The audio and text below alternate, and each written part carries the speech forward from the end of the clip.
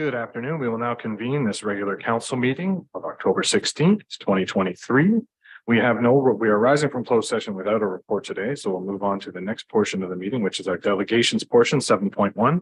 And we do have one delegation, Mr. Richard Taylor, with regards to 1840 Brown Line, the development update. Mr. Taylor, if you want to proceed to the mic, you have 10 minutes to make your delegation presentation, which I believe Carly can pull up on the screen just now. And we'll go from there. And just when you're done speaking, sir, if you can just press the button again so the red comes up. We're good to go. Terrific. Thank you for the opportunity of providing this delegation. It relates to 1840 Brown Line and employment land and potential industrial development. However, prior to making the submission, I would just like to extend condolences and prayers to the family and broader community of the passing of former council member Tim Belch. Mr. Belch had a passion for the area. Council members are aware how difficult your job can be, and on occasion how rewarding it can be. Former council member Belch had 12 years on this council, and we would just like to indicate we celebrate his commitment and passion and enthusiasm for the community, and certainly wish to acknowledge the foregoing. So this relates to 1840 Brown Line. I've provided a brief PowerPoint to address some of the items I would like to speak to this morning or this afternoon. The property is located in close proximity to highway number 115. It's on the west side of Airport Road, just north of Brown Line. Most of you might be well aware it's in close proximity to Major Bennett Industrial Park, which is situated on the east side of Airport Road. In essence, this particular property is also bordered by a CP rail line on the north. It is in proximity to the city airport, which has undergone recent improvements and significant financial contributions over the last 10 years by the city. Some of you may not be aware that the city has actually extended a water line right along the frontage of the subject property. It also has a sanitary sewer force main. It's under force, which the city extends along Airport Road in proximity to my client's property. And that sanitary sewer force main runs and serves the existing airport operation.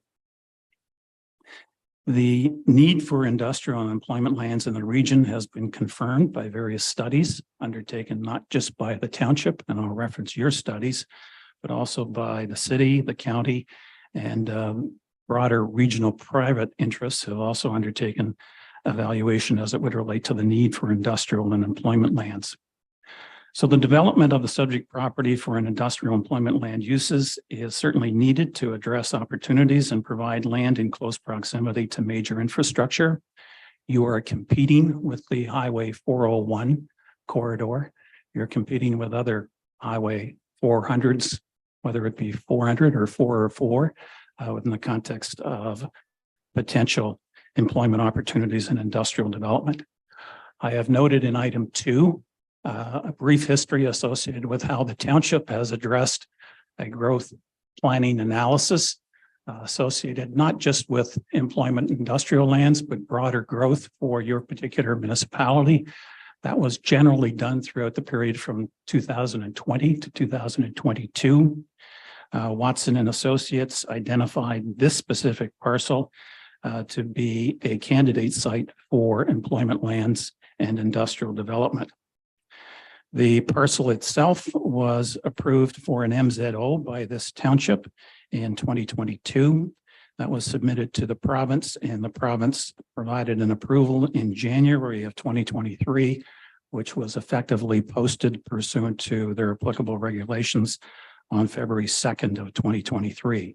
So it has been very recent that, in fact, the zoning for the subject property has been approved by that particular MZO. The development of the parcel since that particular approval has followed a number of steps. I've outlined that our objective is to get shovels in the ground. And when I say shovels in the ground, we're talking about any type of suitor for the subject property. In 2019, we undertook an analysis as to what would be the maximum developable building that could be located on this particular parcel. And the conclusion was 500,000 square feet.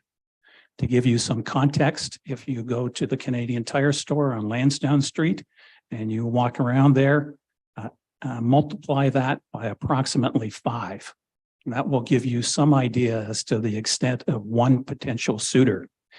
It is larger than the McCloskey building that you're probably acquainted with in Otonabee South Monaghan, which has 410,000 square feet. So there hasn't been a one suitor for this particular region for a long, long time, and that includes the city. And of course, you're well aware of the shortage of industrial land that is presently being experienced by the city of Peterborough. That's another issue, and we don't have more than 10 minutes to address that.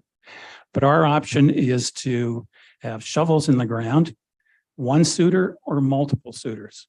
And when you consider multiple suitors, then you also are led to the next issue, and that's the division of land. If you're going to sell to a suitor and they want to own that particular property and particularly mortgage that specific property, then you have to contemplate the division of land, which we have done. So we're not dismissing any particular options associated with the development of the property. Could be one suitor, could be multiple suitors. Have we had suitors approach us? Yes. Going back to 2017, just to give you some idea, each suitor comes, evaluates, have specific needs, have specific objectives. They have their own financial plan. They have their own human resource needs, and whether or not that can be accommodated for this particular area. There's a multitude of factors that are taken into account within the context of the decision-making as to whether or not an individual suitor might have an interest in this region in general and that specific parcel in particular. Some of the suitors that have come and gone would make you cry, literally cry. We had a food processing facility that wanted to locate there, over 200,000 square feet, twice the size of Canadian Tire, over 200 jobs. Within the last 6 months, we've had a suitor, potential suitor, for over 100,000 square feet, 144 potential jobs. We have suitors that have come, expressed interest, and will likely stay within the context of contemplation of going to this particular site. One suitor, small building, 12,000 square feet. Another suitor, small building, 10,000 square feet. Neither of those want to locate directly onto Airport Road. So each particular suitor has specific needs, specific objectives, and they have particular time parameters within which to make a decision that sometimes is governed by their financial plan. Sometimes it's governed by taxes. They have made money elsewhere. They have a pot full of cash that they don't want to necessarily pay tax on in order to have the expense sustained. They have a limited timeline within which to make their investment. And so some of them come and indicate the timeline for us is 3 months, 4 months. And to date, we have not been able to give them that particular type of commitment. The division of land has been pursued by way of a proposal submitted to the County of Peterborough, because the county is the approving entity for plan of subdivision, for severances, for vacant land condominium plans. All of those have to be submitted to the county for the purposes of an approval. You have your own township industrial park. You might not be aware that you are exempt as a municipality from subdivision approval. You can carve up your land as you deem appropriate. There are mechanisms to achieve that. And I see on your agenda, you already received some advice from Airden Burles. And you're going to be dealing with potential suitors. You're going to be dealing with similar issues that we face within the context of trying to match a parcel with a specific suitor. On the division of land, we have gone through a pre-consultation process with the county. There is a pre-consultation record that's available. We're prepared to make that public if need be within the context of dealing with matters. As a component of the county pre-consultation process dealing with the division of land, we have retained various consultants. Some of these consultants had been retained as far back as 2017 and 2018. Many of those studies are complete. Many of those studies are still underway. To give you some portrait of problems that come up, we can quite candidly identify one that will likely come back to your municipality as an issue associated with the development of this property. In 2017, I met with township representatives and other representatives and stakeholders associated with the subject parcel, just in the room up the hallway. And item 1 on the agenda was the potential extension of Fisher Drive. Fisher Drive meets Airport Road and runs right through and bisects the major Bennett Industrial Park. It has access onto the county road. And the logical proposal that we advanced, we still view it to be logical, is to extend Fisher Drive. We talked about it as an extension that would be a private road initially, but built to municipal standards so that it might ultimately be assumed by the municipality. In terms of the pre-consultation process with the county, just to illustrate the type of issue that we face, the county has indicated that pursuant to their particular policy framework, the traffic should be directed to your township road, to Brown Line. So you have a generic policy at the county level that effectively directs 53-foot tractor trailers and heavy trucks. That could be different than 53-foot trailers, but you have them effectively being directed to Brown Line. That stands in conflict with MTO directions because that puts us in close proximity to the interchange and a whole host of traffic issues and transportation issues associated with that particular location and directing traffic onto Brown Line vis-a-vis the Highway 115 intersection. That's the type and example of issue that we have to work our way through as a private proponent. We don't have the advantage of getting the division of land undertaken automatically. We have to go through these particular studies. Why the MZO? The MZO actually gives us permitted uses.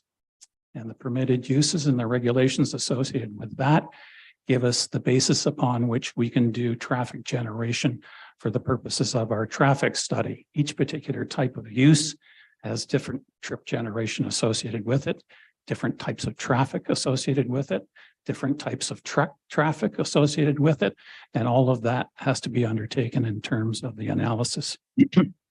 We are about 80% completed the traffic impact study, but that's a major matter going forward. So we are looking at the potential development of this property with a whole host of alternatives. One suitor, multiple suitors. One suitor could even include an industrial park.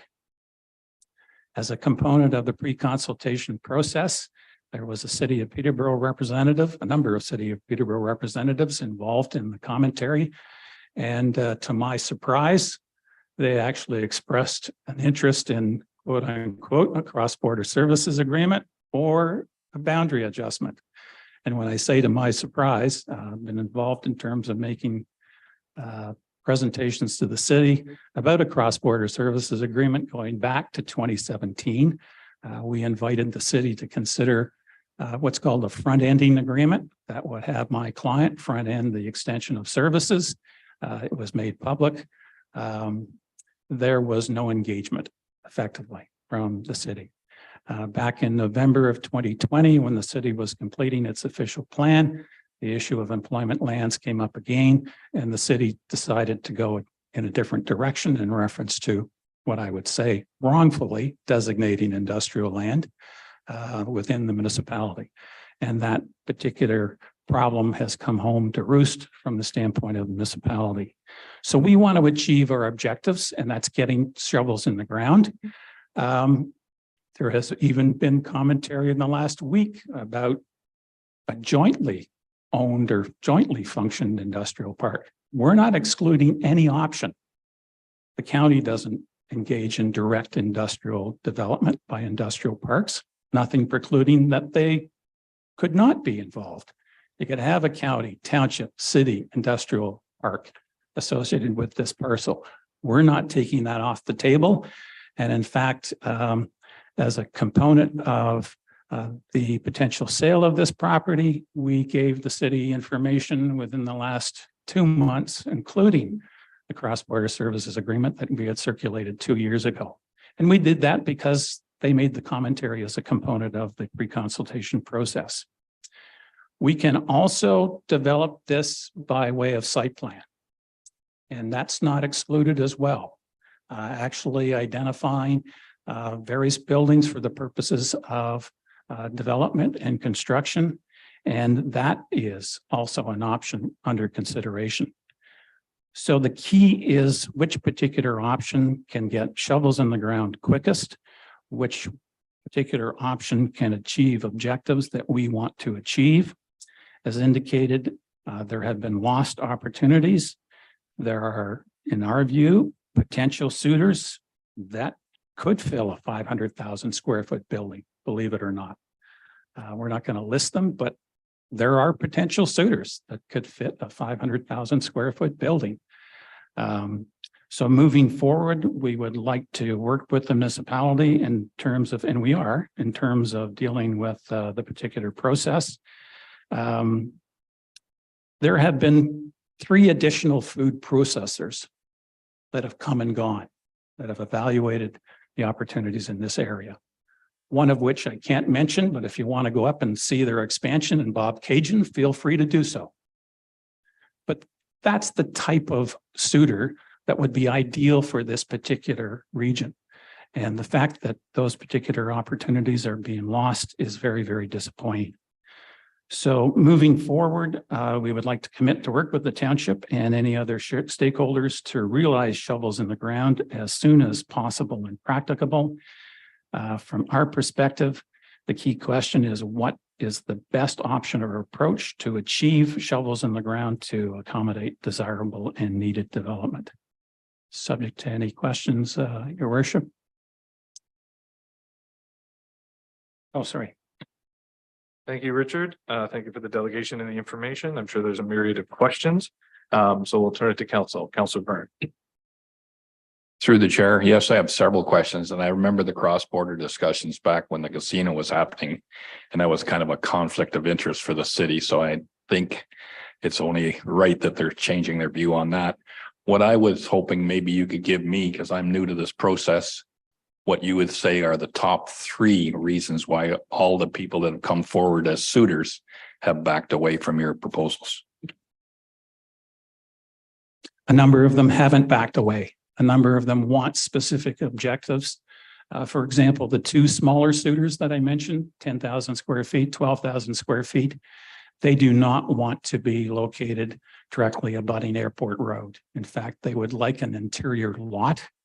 An interior lot can only be achieved with a County of Peterborough approval. And we're going through that particular process and pursuing that particular option. In reference to the last suitor that I identified for over 100,000 square feet, potentially 140 jobs, they too want their own specific parcel. They want their own specific parcel because it's the best way to finance their particular objective.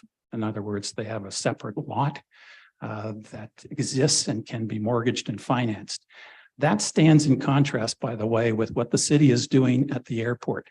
The city is leasing property, and the model that they have for their Clean Tech Commons also contemplates not the sale of parcels, but the actual granting of leases. And so when you deal with the nature of the freehold interest, whether an entity is going to purchase a parcel or lease a parcel, then that poses different types of reviews that are necessary from a planning perspective. Flying Colors, just to give you an example, it's on a leasehold interest with the city. And I know that because in the 1980s, I was city solicitor and I did the first leasehold, the first mortgage of a leasehold interest in order to facilitate the financing in reference to Flying Colors and their expansion. So each particular suitor has a different objective. The suitor that wants to put up and wanted to put up a 100,000 square foot facility had a certain timeline. So they came, they reviewed it. They said, great, wonderful. Can we get shovels in the ground? And the answer is no, you can't, because you require the division of land. You've got that benefit. We don't as a private proponent. I hope that helps to answer your question. Follow-up question, Councilor Byrne, and then I'll go to Deputy Mayor Huntley.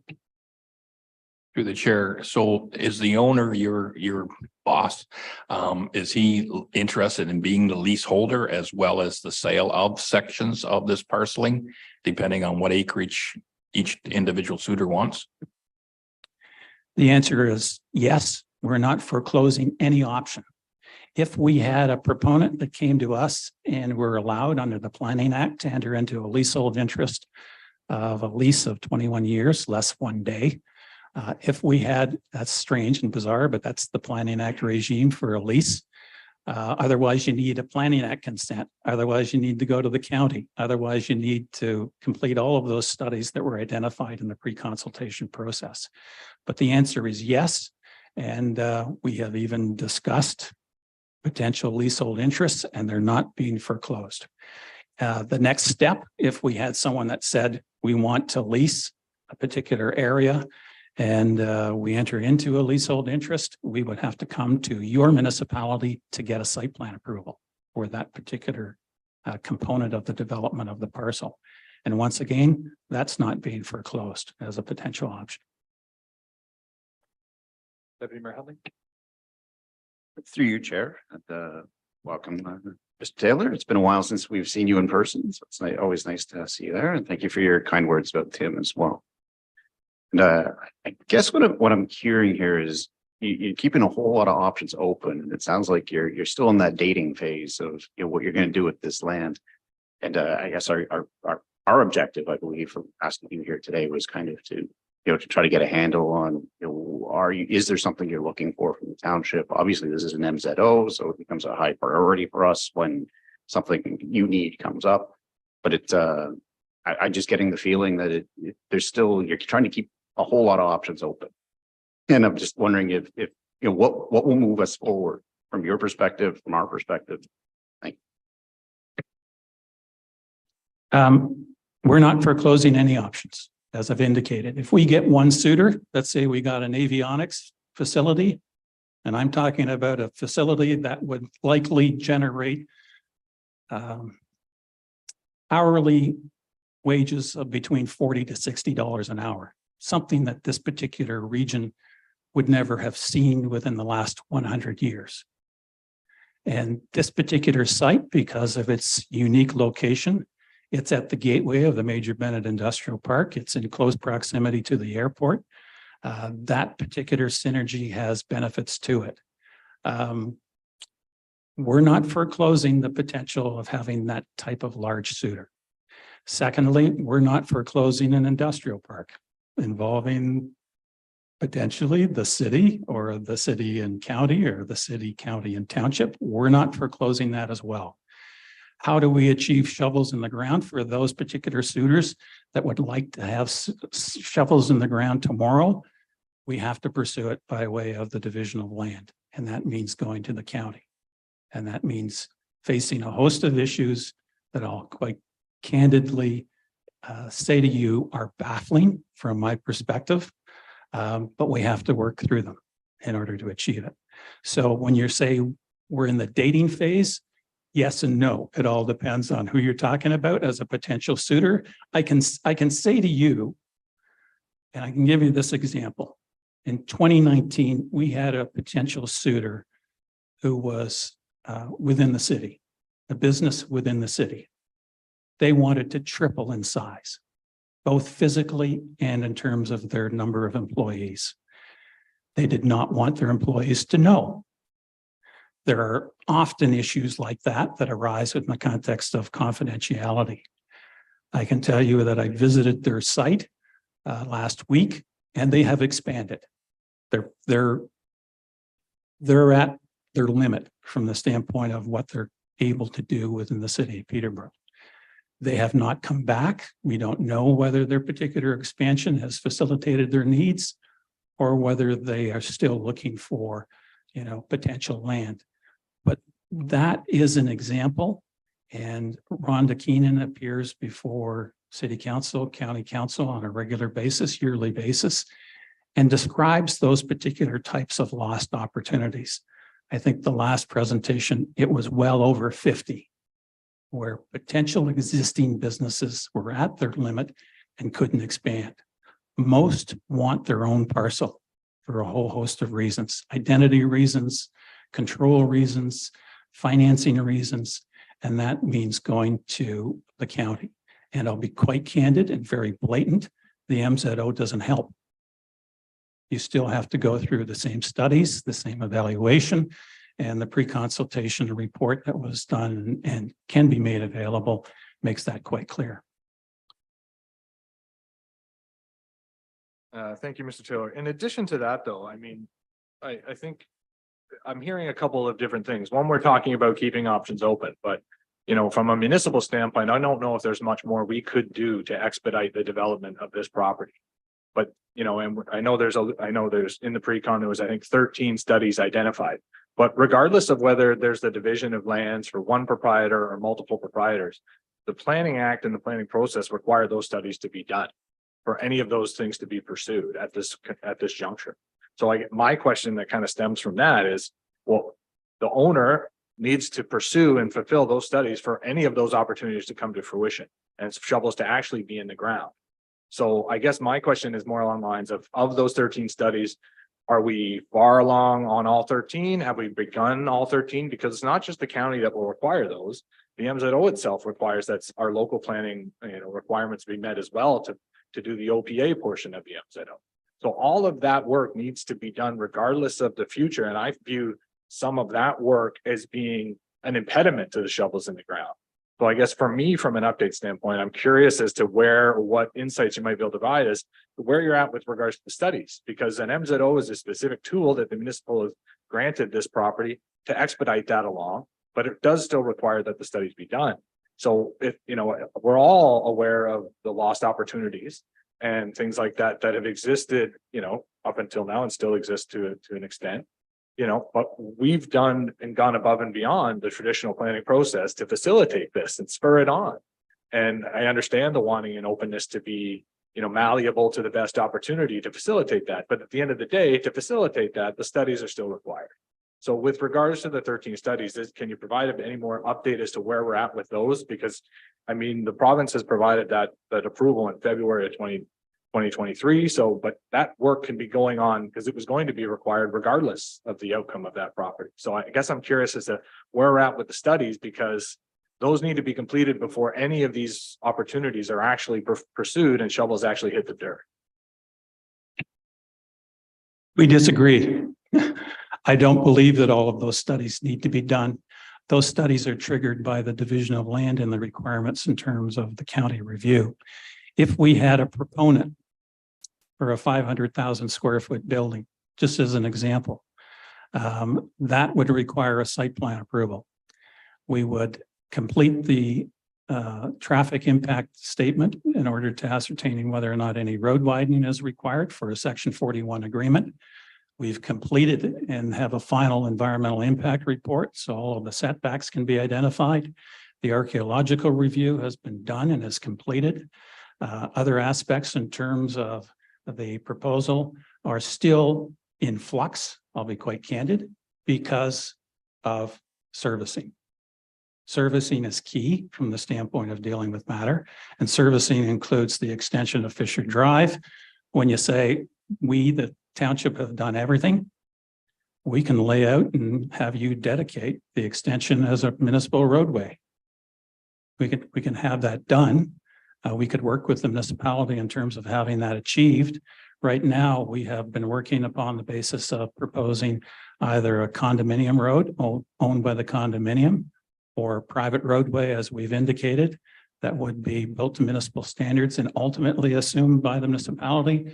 But we're open to engage in dialogue if the municipality would consider the extension of Fisher Drive. And that would achieve the division of land. So within the context of the studies, all of the studies are underway. A lot of the studies are done, they're complete. Some of the studies cannot be complete. We have water. Stop and think about this. We have water running right along the frontage of our roadway, of our property. We can't access that. We can't access that because of the geopolitical reality. It requires a cross-border services agreement. We can't tie into that water, even though it's right there. Yeah, ask yourself, what's the political dysfunction arising from that? You've got water running along the frontage of this roadway that we can't connect to. And the only reason we can't connect to it is politics. Strictly politics. My engineer says we can tie into that water. We can even loop that water. We can even benefit the area. We can do an awful lot of things. But it's been fundamentally politics, and I'll be quite candid, some baffling positions of the county. Directing industrial traffic to township roads generically as a policy is, I'll use the word baffling to me. So there are some studies that need to be completed. I don't think for a site-specific site plan, all of those studies would need to be finalized. I'll be quite candid in order to get a building permit. But most of the impediments to the development of this particular property have been driven by politics and county policy.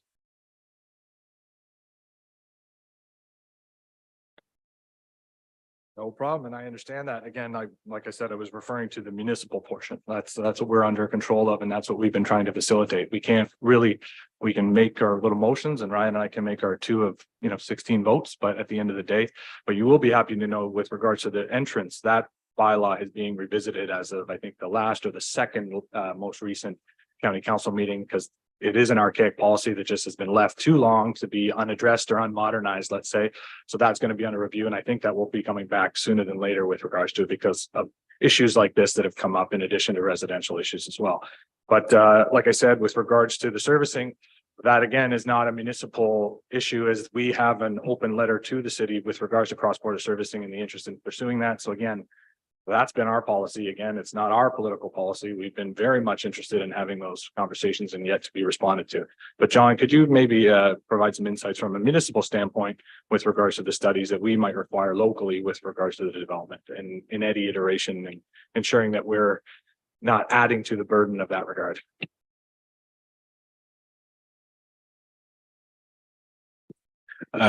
Through your worship, to committee and to that was a slide back. We'll put that on the outtakes, please, to Mr. Taylor. So again, we had a pre-consultation in June. That was with most parties there who were available. That included, actually, surprisingly, as Mr. Taylor had indicated, the city as well as county. MTO was not available, nor were First Nations, but they did provide comments and input.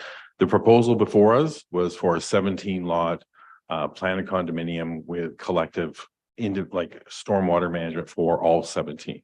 So those, based on that proposal, we outlined the 13 studies that were required. Some of those are ours from the township's perspective, there are others from the county.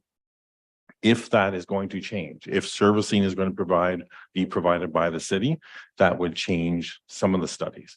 But based on what was proposed, what we understand that will go forward, if it's still that 17, those 17 lots to be subdivided, the studies are the studies. Some of those are when we ask for stormwater management, that serves MTO, that serves the county, that serves the township. That study will still have to go. If there's a different proposal on the table, then we would go back and revisit that. But absolutely, and at the time there was no indication of extending Fisher Drive, but there was a road that would be to municipal standards. So if there's a nuance or a variation, we would revisit that list. But for the most part, we as a township have identified our studies, things that even under site plan approval, we would require as well. It all depends where form follows function, depending on what's being proposed. And if there are variations that are being provided or will be ultimately applied for, we're waiting for that application to come forward. Thank you, John. Other questions, members of council? Seeing none, thank you, Mr. Taylor, for taking the time. We appreciate the updates and we'll look forward to future updates and hopefully getting those shovels in the ground as you've alluded to. Thank you for that. Moving on with, thank you, Mr. Taylor. Moving on, that is our only delegation. We have the minutes before. Oh, I need a motion to receive that delegation. Apologies. Deputy Mayor Huntley, Councillor Byrne, all in favor? That is approved. The minutes of the regular council meeting held October 2nd, 2023. Any comments on the minutes provided? No, if not, we'll take a motion. Deputy Mayor Huntley, Councillor Byrne, all in favor? Those minutes are approved as presented. We'll move on to the report section of our meeting. The first report being done by Mr. Hutchison with regards to Public Works Sherbrooke Street West pedestrian crossing update. Drew, over to you, sir. Thank you, Mr. Mayor. Through you to council, before you, we have Public Works Report 2023-21 with recommended updates to the Sherbrooke Street West pedestrian crossing. The recommendations before you are as follow. Recommendation 1 is that council approve that staff hire a crossing guard to be located at the Sherbrooke Street West pedestrian crossing. Recommendation 2 is that the council pre-approve $13,000 in the 2024 draft operating budget to cover the cost of implementing a crossing guard at the Sherbrooke Street West pedestrian crossing. And recommendation 3 is that council directs staff to formally request that the County of Peterborough to pass a bylaw lowering the speed limit within all school zones on county roadways within the township to 40 kilometers an hour. A couple additional comments.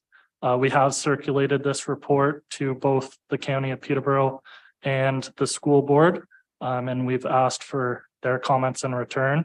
Both the county and the school board are in support of these recommendations. And the county has advised us that they do have a process through their transportation master plan for speed limit reduction requests. This being in school zones and community safety zones. They're willing to work with us and complete a review in these areas throughout our township. Within their transportation master plan memorandum, they do highlight that lowering speed limits to 40 kilometers an hour has notably decreased risk of 35 to 40%, which is about half of the probability of fatality for a pedestrian being struck by a vehicle at higher speeds.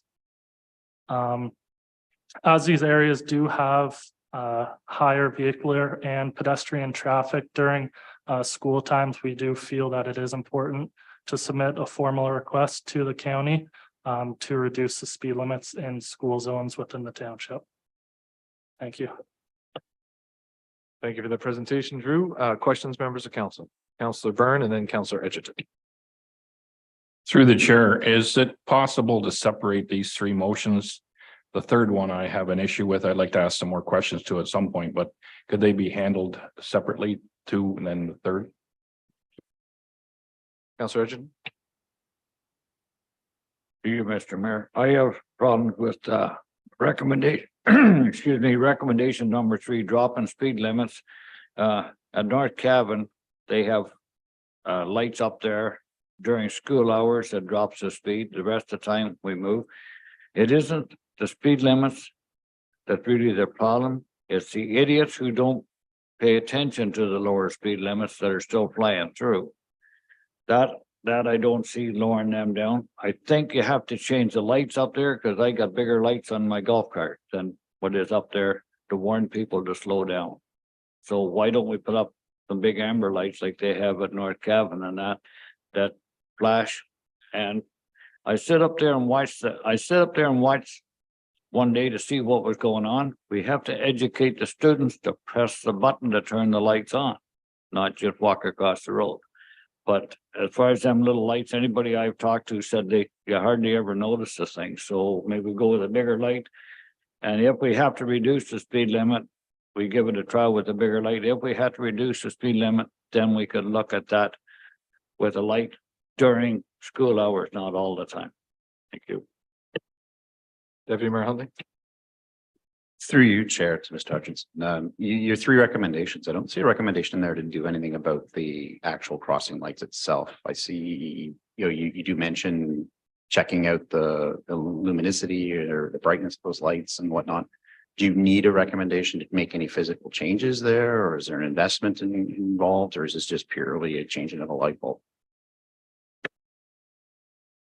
Through you, Chair, to Deputy Mayor Huntley. Yeah, we are currently reviewing the lights with one of our electrical contractors. We do carry a budget within our operating contract for any necessary updates or replacements of this type of infrastructure. So if there is a possibility of changing the lights or improving the crosswalk, whether it be larger lights or more up-to-date lights. The crosswalk was installed in 2019, so it has been a number of years, and it might be there are obviously improvements of new style of lights that we could put in place, but we do have money in our operation budget to cover any of that cost at this time. Follow up, Deputy Mayor? Thank you, Chair. I guess if you have operational funds to change light bulbs, I can understand that, but is a report going to come back with an overall impression of that of that infrastructure? Because it needs an upgrade, or to change the colored lights or push stop lights or something like that. That's a much bigger investment than what I am assuming is in your operational budget. So is there some sort of assessment that's going to come back, or report that's going to come back to tell us that what you got works with prior lights? Or, potentially we're gonna have to change that infrastructure out for something completely different. I guess on part two of that question, if I may, is the crossing guard a permanent solution, or is it a temporary solution based on what infrastructure might come back in a report, assuming there's a report coming back on the infrastructure? Thank you. Through you, Chair, to Deputy Mayor Huntley. We do feel that the crossing guard is a necessary part to this crossing, especially during school times, when prior to school starting and then after school is ending, with the increased traffic there and the amount of students that are using the crossing. We do feel that it is important to have a crossing guard there to make it as safe of spot as we possibly can. And then following up on that, because the crossing is active at all times during the day, it is important to make sure that the lights are working properly, not just for when the students are crossing before and after school, but it is important that we review and make sure we do have the best infrastructure and lights there to make it noticeable for all motorists driving back and forth in that area. Thanks, Drew. I had a similar question to Deputy Mayor Huntley. I guess, I know there's an issue now, and there's a talk about whether there is a crosswalk that exists that could, mediate the issues that we're having. I think that's the question that's been looming, and we've had delegations with information on that, and obviously we've got the school board is doing its own due diligence on that. So I guess my question is, to me, I think I was of the opinion that if we're going to pre-approve this crossing guard for next year, which makes some sense, that's just for that year, so that we can do all this due diligence into seeing, in my opinion, personally, I think that the changes to how the traffic flow comes out of that Crestwood, the two arteries, is a big factor. But there's also the speed and the slight grade of the hill and things like that can cause a significant issue with speeding as well, right? So I guess my question is, I can get behind supporting the 13,000 for the crossing guard, because I don't think the school board or we're going to know as a municipality the successful iteration of the crosswalk right now. But I think that what I would be looking for is similar to Deputy Mayor Huntley is, okay, if we're going to approve this for the year, then during the course of that year, all of the retooling and changes as how we're going to manage the issue in this location are going to come back to council in a subsequent report as to how we should move forward after the fact. So I can get comfortable with the 13,000 if that's the understanding, but I'm just not sure I got that from the recommendations in the report as it currently stands. So I think that's where I'm at with regards to the three recommendations and separate. I just don't want to approve the 13,000, but then also go to investments and it kind of, we need to figure out what's going to be the successful iteration of this. If it requires us a crossing guard for perpetuity, I want a report with due diligence that shows that that's what we think is the best action, rather than, hey, we're going to install $20,000 worth of lights and we're going to also have a security guard. Ms. Hurley, crossing guard. Ms. Hurley, would you like to comment? Through you, Mr. Chairman, there's a couple things. One is, I think what staff is stating here is they believe a crossing guard is required no matter what. So based on their studies and the conversations they've had with the school as well with the County of Peterborough, the best safe way to handle the safety of the children in that area is to have a crossing guard. If you wish for us to reconsider that after a year, that's fine. That's not an issue. But right away, we said that we would take this report back to council as soon as possible and implement whatever we could for the safety right away. The answer with regards to the lighting, they are investigating whether or not they can change the light to do whatever needs to be done on that mechanism that they have there for the lights. But my understanding, talking to the Public Works Department, is they're still investigating that. They also would like to have conversation with the school as well to see if there's any option there for consideration of assistance in any possible way. So for operations, we do have the monies in our operations to change the light, because a lot of the discussion was from the white light to an amber light, which is more fitting for school crossings. So they are looking into what they can do right now immediately within their operations. If the actual mechanism needs to be replaced in some way or changed or upset, we'll have to come back to you at a budget discussion to have that, because we don't know what those costs would be at this time. But we're trying to implement whatever we can do right now to make sure that we protect the kids that are utilizing Sherbrooke Street and crossing right now. So I think that's what's before you right now is yes, in the report, it states that they're still investigating what the options are for that light crossing. Whatever we can do, we'll just look after that operationally. If we have to make any other kind of changes to that, we'll have to report back to you during that budget time. But they are also asking whether or not they can go forward with the hiring of a crossing guard, because that really will, at least until the temporary scenario, it'll at least handle that concern that everyone is having within that area right away. Deputy Mayor Huntley. Through you, Chair. I absolutely agree. Putting the crossing guard in place right away, great option. I guess my only concern is, it sounds like only if that infrastructure is getting changed will it come back to council, asking for dollars, where I think we'd like to see something come back to tell us that it's closed up. Like whether so it could be out there for, forever if we don't know that you actually finished and concluded and decided that you don't need to upgrade that infrastructure. Thank you. Shirley. If I may, through you, Chair, what we could do is have it on our report and capital status update, and therefore we can certainly report on that and let you know what our findings are as well. I'm sure that Drew or Wayne would be able to report on you on the conversations that they're having with the school board, conversations that they're having with the County of Peterborough, and also whatever your findings are with the electrical device that they're trying to mitigate some of these issues with. But we can certainly add that to the list, and you can ask us monthly on where we are on that. Thank you, Ms. Hurley. Other questions? Councillor Edgerton. Thank you, Mr. Chair. You, Drew. I watch traffic up there, and they're parking on Longview on both sides of the road. I think if you had parking only on the west side where it's a wider shoulder and no parking on the east side, that would make it a lot safer for the children walking up Longview, because they got to get right out on the road there if they're parked on both sides of the road. So maybe just have no parking on the east side and parking on the west side only. Thank you. Drew, would you like to make a comment on that, or we can take that on and add it to the capital report that we're going to take on? Or do you have a comment?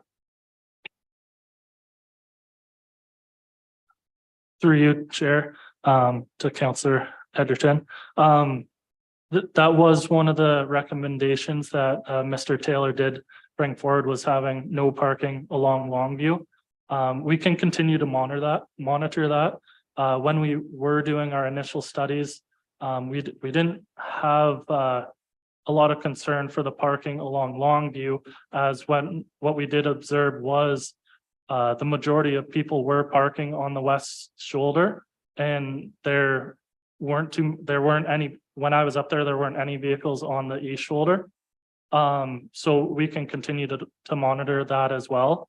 But for now, that was one of the reasons why we didn't bring forward that recommendation, but we can for sure report on that again. Thanks for that, Drew.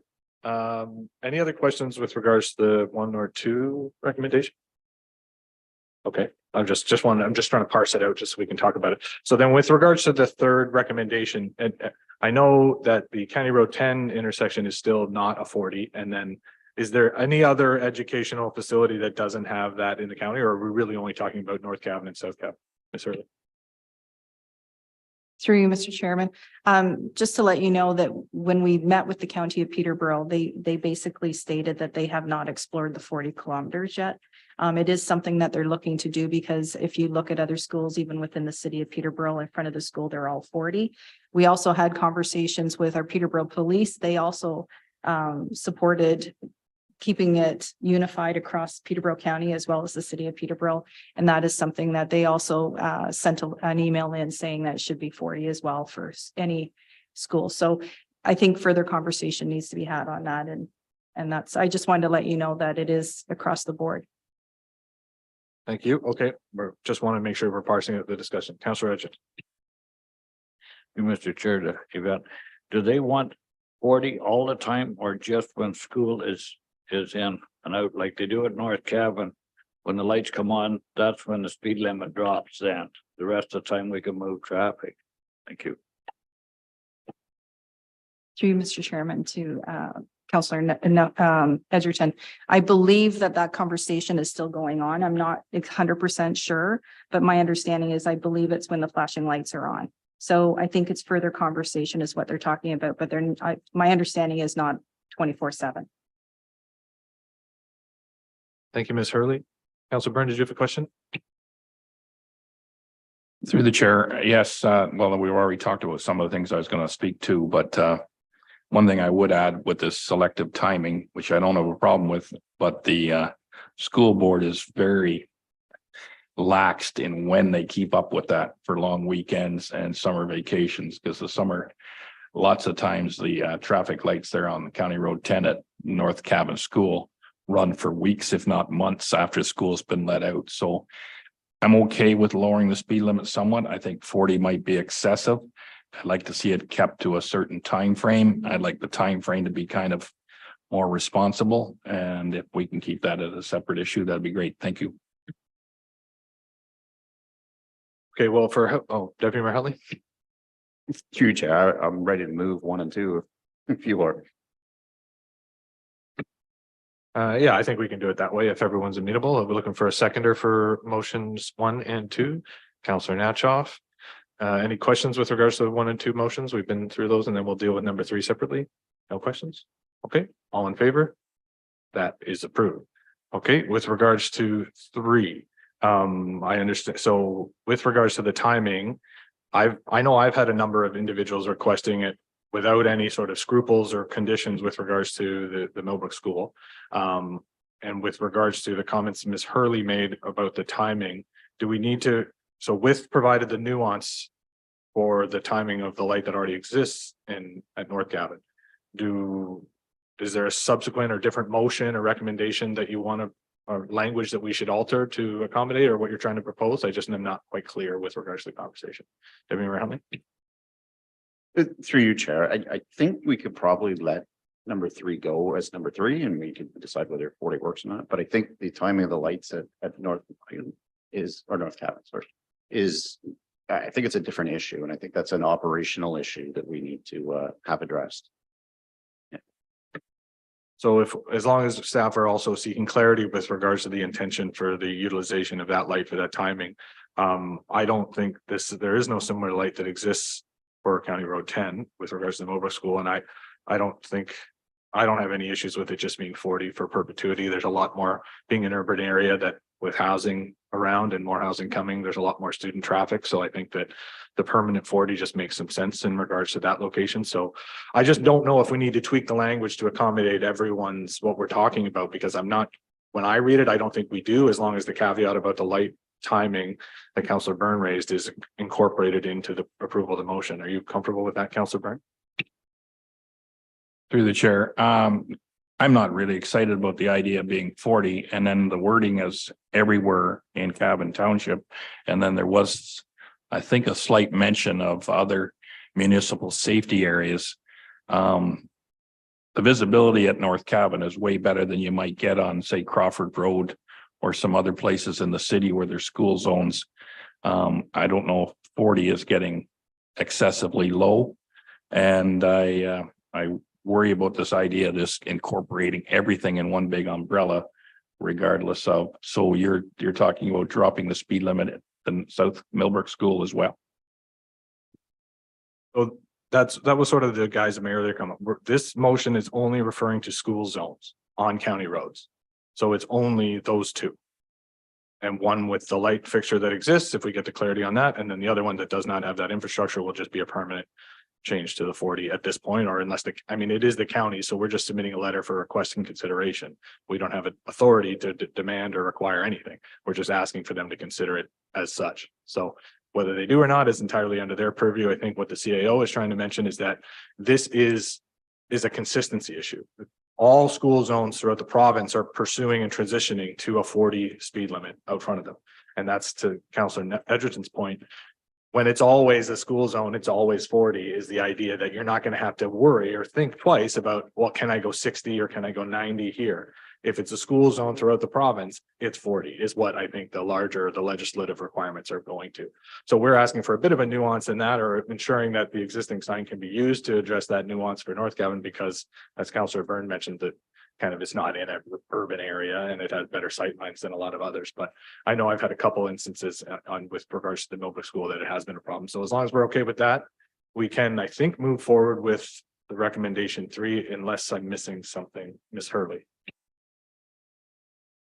Through you, Mr. Chairman, you are correct that we're trying to keep it consistent, and this is something that the county is trying to do as well. So it is, the recommendation before you is basically what you're talking about. It's that council directs staff to formally request County of Peterborough to pass a bylaw lowering the speed limit when within all school zones on county roadways within the township at 40 kilometers. So that's basically what they're asking. If you're want it so that there's going to be time sensitivity with regards to only when school is in, then I would suggest that you change that. Either add it or put it as a separate consideration. What we're asking here is that we have a formal request at the County of Peterborough. So if you would like to add it only during school operations, something like that, then you're more than welcome to do that. I see it. It's just one thing. So just for clarity purposes, then I think because I was thinking about separating the motion, as you mentioned, we can honestly do it two separate, like with regards to the Millbrook South Cavan, we can put this request and make the recommendation number 3 pertaining to County Road 10 and Millbrook South Cavan. And then you can have a separate motion with regards to the specificity that you might want for the consideration for the county when it comes to North Cavan. So we could do it that way if that's amenable for everyone. I'm not sure, but that way that we're still pursuing it. It's just there's a nuance of the infrastructure existing there. Sorry, Deputy Mayor Hunley. Regards to Crestwood as well with Sherbrooke, of course, there is 3. Sorry, excuse me. So there's no issues with, so for the 40 for the standard motion, it would pertain to recommendation number 3 would pertain, we would add language to it, as I'm sure Charlie's listening, for that to pertain to Crestwood Secondary School at Sherbrooke Street and Millbrook South Cavan Public School on County Road 10. And then we can vote on that motion. And then there can be a subsequent motion for the consideration at North Cavan to appreciate that nuance that the 2 councilors are discussing. Is that acceptable? Counts. Are we only going to be dropping the speed limit to 40 while school is in? Or are we going to drop it all school zone? I think only when the school is in. So that is not what we're talking with regards to Millbrook South Cavan and Sherbrooke Street. But that nuance is we're allowing that nuance in a fourth recommendation to be considered for North Cavan because of its unique sightlines and not in an urban environment with less foot traffic, with less foot traffic for pedestrians and citizens. Ms. Hurley. Through you, Mr. Chairman, just for clarification. My understanding is, okay, the motion number 3 is as is at this moment. If you want to put a new motion in that you're also asking the county, or you expand on this motion that you're asking the county only to consider it. I thought it was considering all schools, not just one school. So it's considering, what you're doing is you're considering that when all schools this only takes place when schools are active or in place. We're not talking about just North Cavan or Millbrook. We're saying you're asking the county consider lowering the speed to 40 during school hours. So my interpretation or what I'm trying to propose as a meaningful sort of middle of the ground is we've had enough issues with Crestwood, and there's been several issues raised to at least me with Millbrook South Cavan. Being permanently a 40 zone to me has no issues because of ththose urban natures and the sightlines and the topography of all of those areas. We have significant problem areas in those 2 locations. We have far less of an issue when it comes to North Cavan. So that 40 being imposed with the infrastructure that's there, with the signalization for now it's a 40 in school operations, is really there to facilitate the buses, the teachers, and potential pickup from parents picking up kids, which makes a lot of sense because that's the sort of traffic we're dealing with there. But for me, the permanent 40 won't have that time sensitivity in Millbrook or at Crestwood because of the nuances of the topography of those 2 areas and the more prevalence of incidents that we've experienced, which I think is what is reflected in recommendation 3 now. What we're trying to encapsulate in a 4th recommendation is for the nuance, because it being a main artery and a major roadway of higher speed, that the problem in North Cavan only really exists during school hours. And there is a sign that can help us and be utilized to indicate when it's a school, when the 40 is imposed and when it's not. So we're trying not to paint the same broad brush for the North Cavan nuance, but I haven't heard or yet to hear any objections with the 40 being in place at Crestwood and in Millbrook South Cavan. So I'm hoping that those 2 nuances of the 2 different recommendations can move us all forward with clarity. So we all understand rather than leaving it as is, which is a bit murky to say. So that's what I'm proposing. Carly, do you want me to specify language with a 4th motion?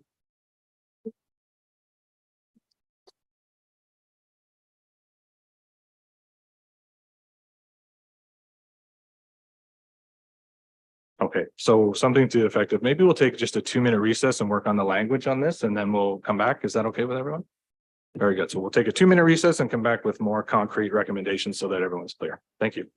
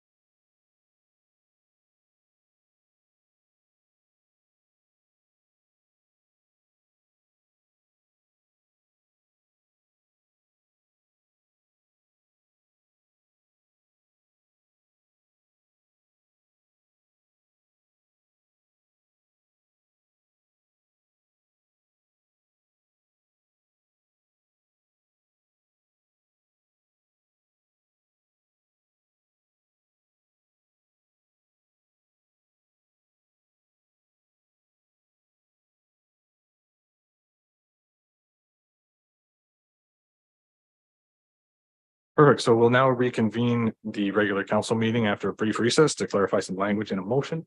And Carly's going to pull that motion up. But before we get to the consideration of that, I believe Councillor Natchoff has a question. Thank you, Chair, through you. I guess this would be for Drew. If we are going to consider reducing the speed limit down to 40, I just want to know if there's been discussions with police, if there's going to be something that's going to be enforcement for this, because it's great to have a speed limit, but if there's no consequences for people breaking these laws and punishment, then really it's, you know, it's kind of a weak law. So I can take that one a bit, Drew. We did have conversations about with the chief with regards to the, they always do a launch when school reconvenes about increasing enforcement. With regards to that, in addition to being school zones, designated school zones, the fines are increased significantly with regards to the penalties for people caught speeding in that area. It's definitely something that we can share for additional feedback and see what we can get with regards, or we did already with regards to highlighting those specific areas for insight for more information from the police. Ms. Hurley, is there other comments that you might want to make with regards to that? Through you, Mr. Chair, we did speak with the Peterborough Police on this matter. And so if this gets implemented, they will enforce it. You're welcome, sir. Thank you. Carly, do you have that? So this is the new iteration of recommendation 3 that was in the report. And I'll read it just aloud, so in case that no one can read it, that council directs staff to formally request the county of Peterborough to pass a bylaw lowering the speed limit within all school zones on county roadways within the township to 40 kilometers an hour, with the exception of North Cavan School, being that the 40-kilometer-an-hour speed limit is only applied during school hours. It comes with some of the nuance, so I'll look for a mover and a seconder for that recommendation. Deputy Mayor Huntley, Councillor Natchoff, all in favor? That is approved. Very well. Thank you for everyone. Thank you for staff for making that nuance adjusted. We'll move on now to 9.2, report corporate services, Cavan Monaghan Accessibility Advisory Committee terms of reference. In Ms. Cindy Page's absence, Ms. Hurley is taking the reins on this one. Thank you, Mr. Chairman. I'll read the 2 recommendations that are before you for consideration. Number 1, that council approve the terms of reference for Cavan Monaghan Accessibility Advisory Committee, and that council approve bylaw number 2023-67, being a bylaw to establish various committees and boards for the Township of Cavan Monaghan during the 2022-2026 term of council. Thank you, Ms. Hurley. Questions from members of council with regards to the terms of reference? The only thing I'll add while people are thinking about a potential question is that this is being a committee, we will need to appoint someone to a member of council to sit on this committee. So we can announce that appointment at the next scheduled meeting, but reach out to me if you do have interest. And if not, we'll just have to ascribe someone there. But if not, we will look for a mover for the recommendations in the report. Councillor Natchoff. Deputy Mayor Huntley, any questions with regards to the motions? If not, all in favor? That is approved. Very good. Moving on to 9.3, Ms. Hurley, CAO report capital status. Any updates for us? Through you, Mr. Chairman. No, there's no updates at this time unless council has a question. However, we will be amending the report and capital status update as per our discussion from today. Thank you. We are just receiving the report and capital status for information. Can I have a mover and a seconder to do so? Councillor Natchoff, Councillor Byrne, all in favor? That is approved. Council committee verbal reports from members of council on your committee appointments. Anyone have one? Seeing none. The only thing I'm going to make reference, the library meets tomorrow evening with regards to, we're talking about the budget and some of the strat plan updates.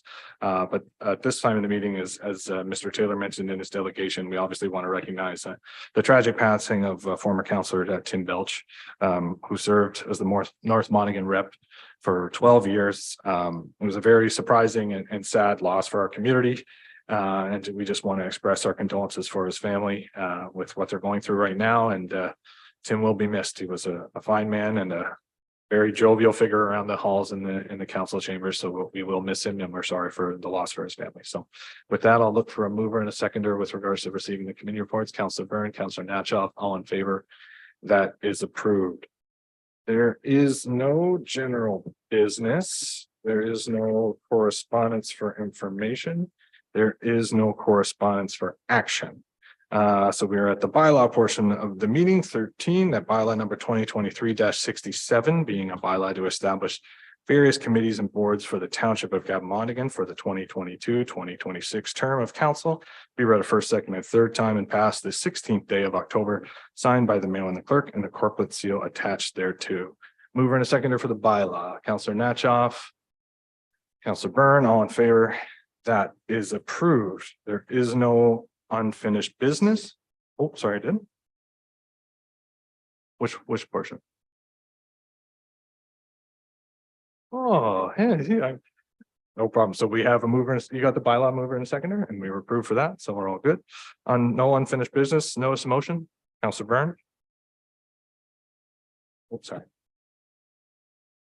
Through the chair, I would propose that staff bring back to council a report as to the costing of keeping the municipal office at 998 County Road, Millbrook, Ontario, open between the hours of 8:30 a.m. and 4:30 p.m. Monday through Friday, excluding statutory holidays and unforeseen closures, so that any resident could access the said buildings in order to resolve questions or businesses that they might have within the township of Cabin-Monaghan.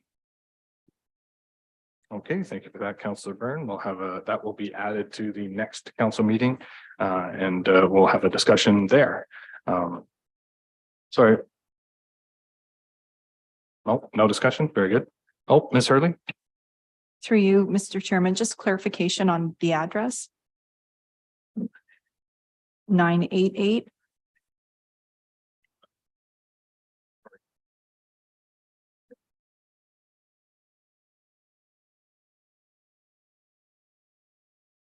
That will be corrected in the email that you'll have to formally send it to the clerk, Jerry, just so you're aware. No problem. Okay, we'll have a further conversation of that notice of motion at the, not with regards to the notice of motion. Ken. That's what we do at the, when it comes on the agenda and the next time, it's just the procedural bylaw. Sorry about that. Okay, so we have that notice of motion and that will be on the next meeting. The only other item we have here is the confirming bylaw, being bylaw number 2023-68, being a bylaw to confirm the proceedings of the meeting held October 16th, 2023, be read a first, second, and third time and passed the 16th day of October, signed by the mayor and the clerk, and the corporate seal attached thereto. Moved by Councillor Byrne, Councillor Edgerton, all in favor. That is approved. Looking for a mover and a seconder for adjournment. Deputy Mayor Huntley, Councillor Natchoff, all in favor. That is approved. The next regular council meeting is Monday, November 6th at 1 p.m. in the council chambers. The subsequent meeting is November 20th in the council chambers at 1 p.m. The meeting after that is December 4th at 1 p.m. And then there's the special council budget meeting Thursday, December 7th from 9 a.m. to 3 p.m. and a regular council meeting on Monday, December 18th before we adjourn for the Christmas holidays. Thank you everyone for joining today.